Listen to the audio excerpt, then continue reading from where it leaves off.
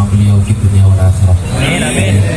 Kemudian yang saya hormati Al-Habib Yusuf bin Alwi Al-Aidid.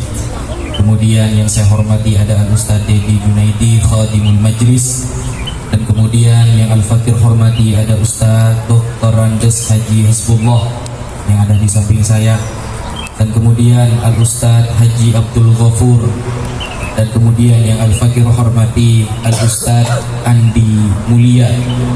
Dan di sini juga ada Bapak Ketua RT 3 Bapak Masyurni. Dan kemudian ada Bapak dari Ketua RT 2 Bapak Agusti Permana. Dan seluruh jamaah muslimin muslimat yang kami banggakan. Al-Fakir di sini diberikan amanah oleh Al-Ustadz Dedi untuk sedikit menyampaikan apa-apa yang mungkin penting untuk disampaikan. Sebenarnya Ustadz Dedi mengundang Al-Fakir ini salah, karena Al-Fakir tidak bisa ceramah. Al-Fakir ini bisanya cuma debat. Nah, jadi Al-Fakir kesini tujuannya sebenarnya tanggal 7 di kantor Robito Alawiyah mau debat sama orang Banten, jauh-jauh dari Madura. Kenal Ustadz Dedi, alhamdulillah disuruh ngisi. Jadi ini sistemnya bukan ceramah, bukan, ini namanya kajian. Dan bahwa kita semua sekarang ini hidup di akhir zaman. Yang namanya hidup di akhir zaman otomatis pasti semakin banyak maksiat bertebaran. Saya kalau di Madura Pak, nyari wanita yang nggak pakai kerudung itu jarang. Nyampe di sini noleh kanan noleh kiri nggak ada yang pakai kerudung. Ini mungkin ketepatan di gajian, jadi kerudungan saya. Seolah-olah kayak besok kiamat kalau sudah nyampe sini. Itu perbedaan. Makanya ketika nginep di hotel Ustaz, ada di lantai 16, yang saya takutkan itu gempa bumi. Takut Allah marah, gempa bumi saya kena Pak. Nah itulah ya, sehingga salah satu tanda akhir zaman kata Rasulullah, kathratuz zalazil, akan banyak terjadi gempa bumi. Selama gempa bumi itu gak banyak berarti masih jauh, kiamat masih jauh. Nah, termasuk yang awal-awal Rasulullah sampaikan tanda-tanda akan dekatnya hari kiamat adalah rufi'al ilmu. Ilmu diangkat oleh Allah. Itu coba diperhatikan hadis-hadis masalah eskatologi tentang hari-hari kiamat. Itu awal-awal Rasulullah biasanya menyampaikan yang pertama kali tanda-tanda akhir kiamat, hari kiamat adalah rufi'al ilmu. Ilmu mulai dicabut. Nah, dicabutnya ilmu ini di dunia dengan cara Allah mewafatkan para ulama. Nah, sekarang sudah mulai banyak yang meremehkan bahkan tidak percaya kepada para ulama. Banyak sekarang. Baru bisa baca Quran sudah menyalahkan para ulama. Baca kitab pakai terjemahan sudah sok-sokan tentang para ulama. Mungkin tidak pernah belajar nahwu sorof, gramatikal Arab, atau tidak menguasai yang ditantang ulama internasional. Itu cobaan kita dulu sekarang. Sehingga Rasulullah itu sudah mewanti-wanti, fa idza ra'aitum ikhtilafan katsira fa 'alaikum bisawadil a'dham. Kalau kalian nanti melihat perpecahan yang sangat banyak, pilih mayoritas ulama. Itu sudah diwanti-wanti oleh Rasulullah. Nanti kalau ada banyak perbedaan, pilih yang mayoritas. Kita pikir-pikir sendiri. Ini ulama banyak yang pilih mana? Agar kita selamat. Percuma kita sholat, sedekah dan lain sebagainya, tapi ada hal-hal yang dapat meruntuhkan semua pahala itu hanya gara-gara kita menolak para ulama. Makanya Allah Subhanahu wa ta'ala berfirman di dalam surah An-Nisa ketika Allah mengatakan ya ayyuhan nas qad ja'akum burhanum mir rabbikum wa anzalna ilaikum nuran mubina. Wahai manusia, kata Allah, telah datang kepada kalian burhan. Burhan itu artinya hujjah, dalil.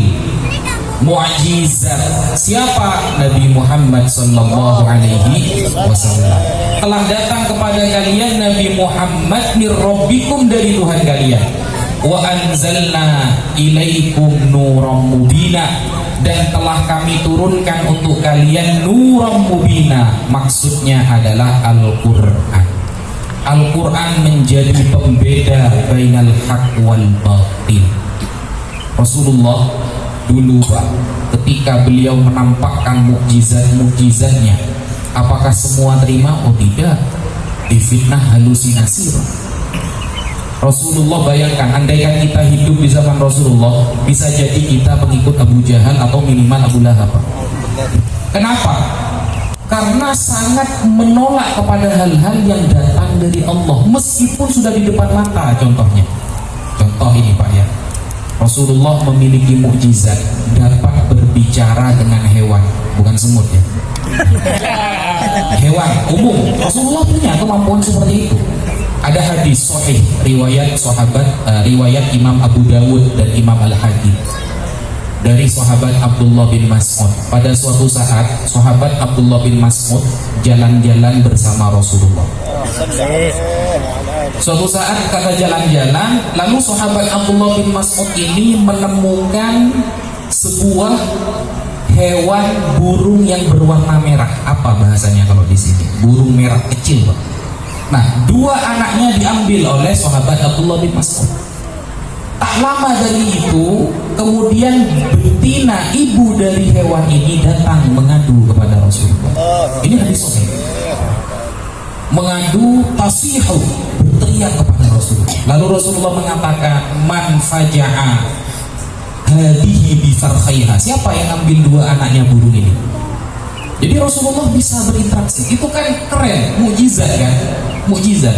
Entah pakai bahasa apa, asyikoli wa makoli, saya tidak tahu ya, apa bahasanya wallahu alam, karena di hadisnya ada gitu. Apakah asyikoli wa makoli inna apa ma'allah gunung Semeru, apa itu gak paham ya. Ketika kemudian Rasulullah mengatakan seperti itu, langsung sahabat Abdullah bin Mas'ud mengatakan, nahnu, ya Rasulullah, kami yang mengambil dua anak burung itu. Farudduhuma, kembalikan kata Rasulullah, kasihan. Farodatnahuma, kemudian kami mengembalikan dua anak burung tersebut. Ini kan keren. Kalau andaikan sekarang diceritakan, mungkin orang-orang akan mengira itu adalah halusinasi gitu. Padahal itu terjadi, saksinya ada. Sehingga umat Islam itu ya, ini kehebatan umat Islam yang tidak dimiliki agama lain Pak. Ini diperhatikan karena ini pembeda antara Islam dengan yang lain. Umat Islam itu kalau mendengarkan cerita, yang dikoreksi pertama adalah si pengabarnya. Ingat ya, umat Islam kalau mendengarkan sebuah riwayat cerita, maka yang dikoreksi pertama adalah si pengabarnya dulu. Orangnya jujur apa tidak, kredibilitasnya baik apa tidak, kehidupannya baik apa tidak. Belum ceritanya, kita tidak akan memandang ceritanya dulu, tapi orangnya dulu yang dikoreksi. Kalau orangnya baik, orangnya soleh, baru kita akan melihat, mendengarkan isi cerita. Kalau selain di dalam agama Islam, di luar Islam, mereka lebih fokus ke ceritanya daripada ke orangnya. Sehingga wajar ketika kitab-kitab suci lain, berbagai manuskrip, banyak manuskripnya tapi gak ketemu siapa penulisnya. Al-Quran gak seperti itu. Ketika kita menyampaikan Bismillahirrahmanirrahim, bacaan siapa? Asim biriwati Hafs. Dari siapa? An sampai kepada Rasulullah. Orangnya dulu yang diteliti. Seperti itu. Sehingga kita bisa tahu bagaimana ketika para ulama mengatakan hukum ini haram, hukum ini halal, kita lihat orangnya dulu, Pak. Ada orang contoh ya, di zaman ini mulai banyak contoh tidak percaya sama Habib lah ya, yang viral itu ya. Habib ini bukan keturunan Rasulullah. Pertama kali yang Anda harus lihat jangan omongannya, orangnya dulu, Pak. Orangnya dulu. Orangnya ini gimana kira-kira? Hafal Quran apa tidak? Hadis hafal berapa ribu? Seperti apa pemahaman agamanya? Kalau orangnya sudah gak meyakinkan, Pak, jangan diterima. Gak usah lihat pendapatnya dulu, orangnya dulu. Kalau meyakinkan baru lihat omongannya. Makanya ada istilah undur manila wala tandur mangkola. Ini harus dilihat dulu orangnya siapa, Pak. Orangnya siapa? Kalau berupa nasihat, oke, kita terima dari semua kalangan pihak. Tapi kalau berkaitan dengan agama, syariat, tunggu dulu. Seperti itu Islam itu. Sebelum Anda mendengarkan fitnah, sebelum Anda mendengarkan statement atau hal-hal yang terjadi sekarang, lihat orangnya siapa yang mengabarkan. Oh, orangnya namanya Fakot Hadamaddin seumpama ya. Nah, ini kita bisa melihat nanti, membandingkan. Oh, Sayyid Muhammad bin Alawi Al-Maliki, beliau muhaddis, hafal ribuan hadis. Nah, cara membedakannya seperti itu. Makanya Islam begitu, dari dulu sudah seperti itu, Pak. Syarat hadis sahih, hadis bisa dikatakan sahih benar-benar dari Nabi Muhammad melalui 5 syarat. Yang pertama, ittisalus sanad, sanadnya sambung, saya dapat dari guru saya. Yang kedua, adalatul rawi, rawinya harus orang yang adil. Apa adil? Malakatun tahmilu ala mulazamati taqwa wal muru'ah, orang yang bertakwa dan selalu menjaga muru'ahnya. Kemudian tobat cekatan, ingatannya keren. Kemudian apa? Tidak terjadi syak, tidak ada pertentangan antara dia dengan guru-gurunya, tidak pernah ada perdebatan antara dia dengan guru-gurunya. Yang terakhir, tidak terjadi ilat, apa yang disampaikan tidak melanggar tentang hukum-hukum hadis. Semuanya berkisar kepada orangnya, bukan ceritanya. Jadi sebelum kita percaya kepada apapun yang disampaikan oleh seseorang, lihat orangnya dulu. Kalau yang menyampaikan adalah orang alim, orang soleh, percaya. Begitu. Ada kemudian kemarin mengatakan tidak usah kita itu wiritan Rotibul Haddad, ada enggak? Tidak usah kita baca Rotibul Abbas, kita itu gak usah lah, haram baca itu katanya. Kiai Haji Hashim Asy'ari, pendiri Nahdlatul Ulama, beliau itu mengijazahkan salah satu hizib yang terkenal, karya Al-Habib yang bermarga Al-Attas, kalau nggak salah namanya Habib Ali bin Husain Al-Attas. Nah, beliau itu punya hizib namanya Khulasatul Maghnam wa Budiyatul Muhtam Bismillahil A'zam, dijazahkan. Rotibul Attas dijazahkan, Rotibul Haddad dijazahkan. Oh, kok ada orang-orang kemarin bilang haram, itu orang kapan? Jadi lihat orangnya dulu. Contoh, ada tetangga menyampaikan keburukan kepada Anda, maka lihat orangnya dulu.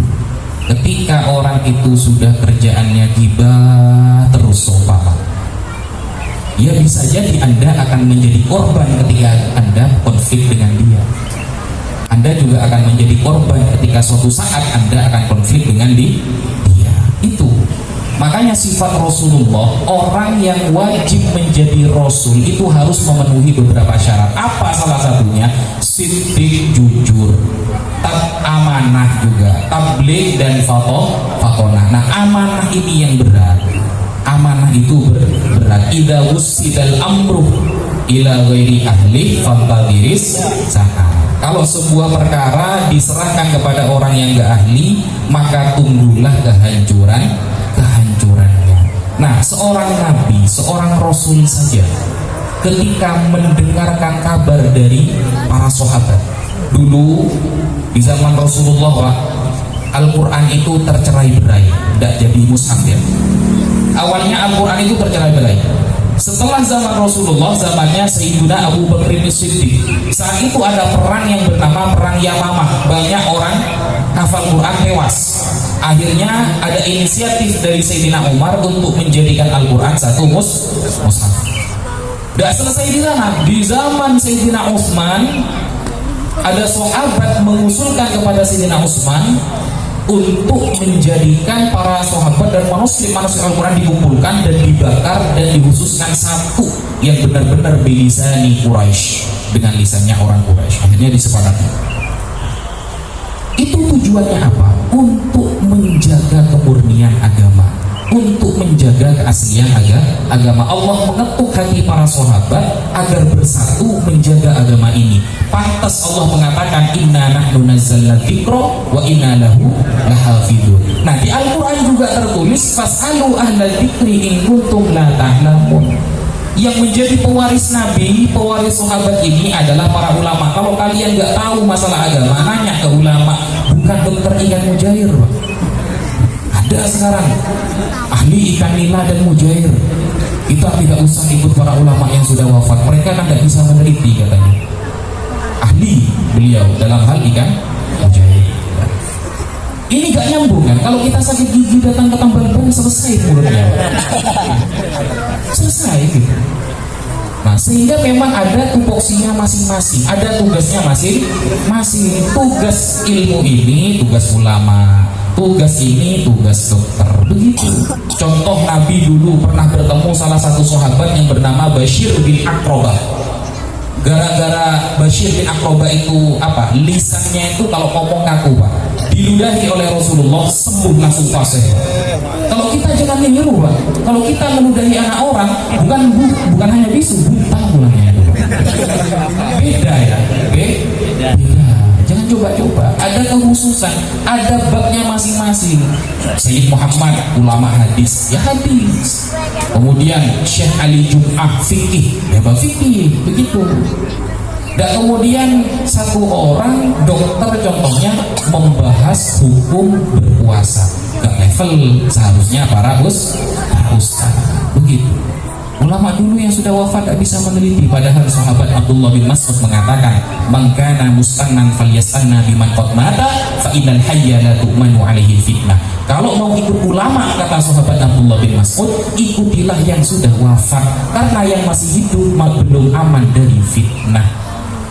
Yang hidup belum aman dari fitnah, Pak. Kena 10 juta awalnya masih haram, Pak. Kena 1 M, itu yang bilang halal langsung nggak bisa, Pak. R-nya langsung agak gemetar itu. Halalnya. Apalagi kena 1 T, Pak, selesai halal itu. Halal. Nah, kalau sekarang kan seperti itu kan. Hukum itu tergantung KUHP, bukan KUHP hukum negara ya, bukan ya. Kasih uang habis perkara kan gitu maksudnya. Jadi maksudnya itu ketika kita sudah tahu kalau yang menyampaikan adalah orang soleh, orang baik, kita yakin bahwa ketika dia berpendapat, Allah yang akan menjaga dia. Kita selesai, urusan kita selesai, begitu. Nah, inilah pentingnya kita ngaji dan kumpul seperti ini. Tujuannya apa? Kalau ada hal-hal yang mungkin sudah ramai fitnah terjadi, kita tidak goyah, iman kita terjaga. Adanya majelis-majelis seperti ini tujuannya seperti itu. Minimal meskipun kita tidak pernah ngaji, tidak pernah mondok karena mungkin sudah tua, minimal mendengarkan apa yang disampaikan oleh para ulama yang diundang di acara seperti ini. Rasulullah itu pernah bersabda, andaikan pahala ngaji itu ditampakkan, kalian akan ngesot meskipun ratusan kilo. Bayangkan. Sehingga lafaz dari Rasulullah itu tolabul ilmi faridotun. Tak yang ada pada lafal faridotun bermakna mubalaghah, sangat wajib. Bukan menunjukkan perempuan, bukan tatanis itu. Faridotun sangat wajib. Bagi siapa? Bagi orang Islam. Nah, begitu. Dan kita harus benar-benar dekat dengan para ulama. Untuk zaman ini kita harus benar-benar dekat, perbanyak bertemu para ulama, perbanyak majelis berkumpul dengan para ulama. Kenapa? Rasulullah juga bersabda, nanti di akhir zaman banyak orang itu yang yusbihu mu'minan wa yumsi kafiran. Banyak nanti di akhir zaman orang yang paginya beriman, sore sudah kafir. Termasuk kekafiran kata Rasulullah, at-ta'nu fil ansab, menghina nasab orang lain itu hukumnya kafir kata Rasulullah Shallallahu Alaihi Wasallam. Menghina yang bagaimana? Kata Imam Ibnu Hajar Al-Asqalani dalam Fathul Bari Syarah Bukhari, yang ketika dia menghina, dia itu menghinanya bi ghairil ilmi, dengan tanpa ilmu. Bahkan Imam Munawi mengatakan binahwil qadah fi nasabi man thabata fi dhahiri syar'i. Orang yang sudah secara zahir sudah ditetapkan memiliki nasab kepada Rasulullah, kok kalian caci, maka itu penyebab Anda menjadi kafir. Tak salah ketika Rasulullah dulu bilang, nanti di akhir zaman banyak orang yang kafir di sore hari, padahal paginya dia masih beriman. Bahkan kaki ta'il lailil mudlim kata Rasulullah, seperti potongan-potongan malam. Kita membedakan malam antara jam 8 sampai jam 9 nggak bisa. Apa perbedaan malam antara jam 8 dan jam 9? Nggak bisa. saking dari samarnya orang-orang banyak yang kafir nanti. Dan kalau kita baca kitab yang kecil di pesantren namanya Sulamut Taufik, Pak. Itu kitab yang dikaji kiai-kiai dulu ya, Sulamut Taufik itu. Nah, itu di sana dijelaskan kan, dulu pada zaman pengarangnya sudah tertulis banyak di zaman ini orang yang keluar dari Islam hanya gara-gara salah bicara. Itu banyak. Salah bicara sudah bisa menyebabkan kita kan kafir. Itu harus hati-hati. Kalau sudah kafir, sholat gak diterima. Kalau sudah kafir, sedekah gak diterima. Kalau sudah kafir, ngomong apapun Anda gak diterima. Kenapa? Karena Islam menjadi syarat Anda itu semuanya diterima amal baiknya. Nah, kalau bukan ulama, siapa? Mau pakai dokter hewan, Pak? Kan gak begitu. Apalagi sekarang, jangan sampai mudah terpengaruh kepada hal-hal yang baru, Pak. Hal-hal yang baru itu terkesan bagus, terkesan simpel, padahal salah. Ngaji itu sulit, bener. Jenengan kalau mondok 10 tahun belum tentu bisa baca kitab. Itu saya rasakan. Jenengan mondok 10 tahun, kalau di pondok cuma makan tidur, gak bisa. Teman saya ke Yaman, Pak, tapi di Yaman jualan tahu, gak bisa sampai sekarang baca kitab. Kaya memang, tapi jualan tahu di sana, Pak. Gak bisa, susah. Baca kitab itu lebih susah daripada kita menghadapi apapun. Kenapa? Orang yang bisa baca kitab itu orang yang benar-benar dikasih pertolongan oleh Allah. Nah, setelah baca kitab sudah selesai, iblis itu akan mengganggu kita agar kita tidak amanah kepada ilmu itu. Kadang ketika baca kitab, loh kok pendapat ulama seperti ini sih, padahal seharusnya begini. Nah, itu sudah mulai penyakit itu. Kenapa? Karena kita gak sampai ke ilmu tersebut. Bayangkan Imam Ahmad bin Hanbal mengatakan minimal orang bisa berhukum langsung dari hadis, orang berhukum langsung dari Al-Quran, minimal kata Imam Ahmad hafalan hadisnya 400.000 hadis. 400.000 hadis sudah hafal baru bisa berhukum langsung pakai Quran. Kita atau orang yang nggak percaya Habib itu jangankan 400.000 hadis arba'in dah hafal itu. Hadis arba'in itu yang 40 udah hafal itu. Dah hafal. Begitu. Sehingga apa kata yang saya sampaikan di awal, lihat orangnya dulu. Kalau orangnya berkualitas, kita pikirkan pendapatnya. Kalau orangnya sama sekali gak berkualitas, sudah ada usah. Begitu. Nah, kemudian di akhir zaman ini nanti akan datang Dajjal, betul? Nah, Dajjal. Lawannya Dajjal ini Ahlul Bait, Pak. Imam Mahdi. Masa Imam Mahdi suruh tes DNA gitu? Kan ngawur, Pak. Lawannya Imam Mahdi ini adalah Dajjal. Imam Ibnu Hajar Al-Haytami punya kitab namanya Al-Qaulul Mukhtasar fi Alamatil Mahdi Al-Muntadhar. Beliau mengatakan qad tawatarat al-akhbar wastafadat bi kathrati riwayatiha anil Mustafa sallallahu alaihi wasallam bimaji'il Mahdi wa annahu min ahli baiti. Jadi sudah mutawatir, sudah banyak kabarnya bahwa nanti di akhir zaman akan datang orang bernama Imam Mahdi. Imam Mahdi ini kalau menurut Imam Ibnu Hajar nanti dari jalur Sayyidina Hasan. Tapi kalau menurut para ulama yang lain akan jalur dari Sayyidina Husain akan datang. Lawannya siapa? Dajjal. Gitu. Berarti kalau sekarang ada orang yang melawan Ahlul Bait itu adalah bukan saya yang ngomong ya. Nanti jangan ditantang debat 3 hari 3 malam gitu. Bukan saya yang ngomong ya. Itu tanda-tanda gitu loh. Tanda-tanda lawannya Imam Mahdi. Di belakang Imam Mahdi adalah Nabi Isa. Dan Nabi Isa ketika hadir, apa yang beliau lakukan? Yaksirus solib wa yaqtulul khinzir wa yahkumu bil adl wa asbaha imaman adlan. Nanti datang akan menghancurkan salib, beliau akan membunuh para babi ya. Jadi lawannya nanti adalah orang-orang non-muslim. Nah, sekarang non-muslim ada di pihak siapa? Pihak sono, Pak. Nah, kan ketemu kan ya siapa di barisannya kan begitu. Yang lawan Imam Mahdi adalah Dajjal, nanti Nabi Isa tugasnya adalah melawan non-muslim ini. Nah, sekarang semuanya itu gabung di sana, Pak. Gabung di golongan orang-orang ini. Nah, itu kan sudah tanda kan? Tanda-tandanya. Nah, jenengan harus paham ketika jenengan itu tidak paham tentang tanda-tanda akhir zaman ini ya, eskatologi ini kalau kata anak kuliahan itu ya. Saya tidak pernah kuliah, tapi saya S3. SD, SMP situ kiri. Seperti itu. Kalau sampai nggak paham tanda-tandanya, Anda akan bingung nanti. Anda akan bingung. Kenapa? Karena kata sahabat Abdullah bin Mas'ud, nanti akhir zaman sudah wayaturuz zina, wattala'un, warisya, banyak terjadi suap, banyak terjadi perzinahan, wayushraful bunyan, baik bangunan dibangun tinggi-tinggi. Maka apa yang harus kita lakukan ketika kita itu tidak bisa baca kitab, kita tidak tahu hukum, kita tidak dekat dengan ulama? Apa solusinya? Sahabat Abdullah bin Mas'ud mengatakan, unhilsan min ahlasi baitik, jangan keluar rumah kalau gak penting. Itu sabda beliau, jangan keluar rumah kalau gak penting, kecuali silaturahim, bekerja, atau yang penting-penting. Wa kuffa yadaka wa lisanak, jangan banyak ngomong.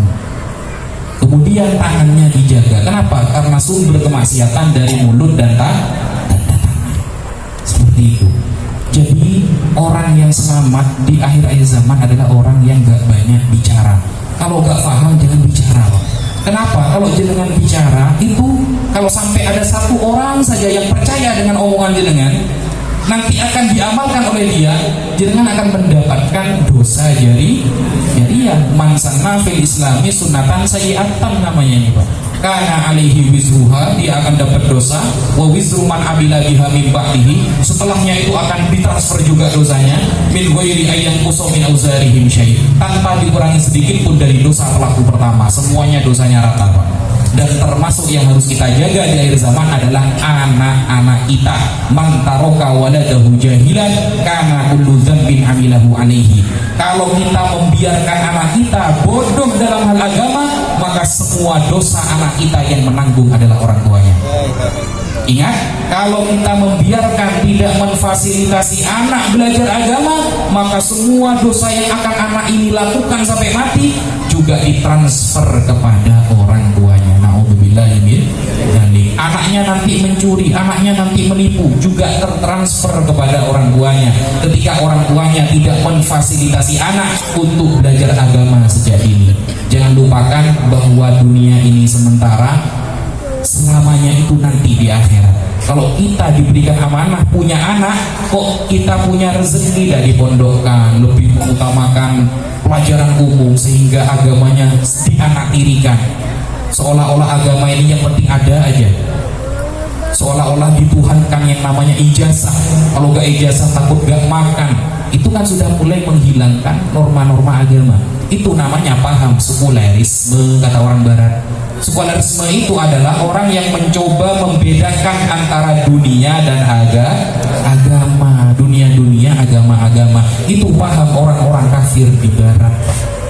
Jadi kalau dari sekarang kita tidak mengajari anak dekat dengan para habaib, dekat dengan ulama, gak senang ngaji, jangan salahkan suatu saat di akhirat jenengan akan mendapatkan banyak transferan dosa dari anak-anak Anda. Kenapa?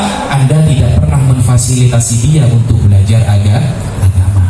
Mungkin ini yang bisa Al-Fakir sampaikan, kurang lebihnya mohon maaf, dan semoga ada manfaatnya, dan semoga kita bukan hanya berkumpul di sini, tapi di akhirat kita juga termasuk umat yang dibanggakan oleh Rasulullah SAW. Hagada minna wal afu minkum. Wassalamualaikum warahmatullahi taala wabarakatuh.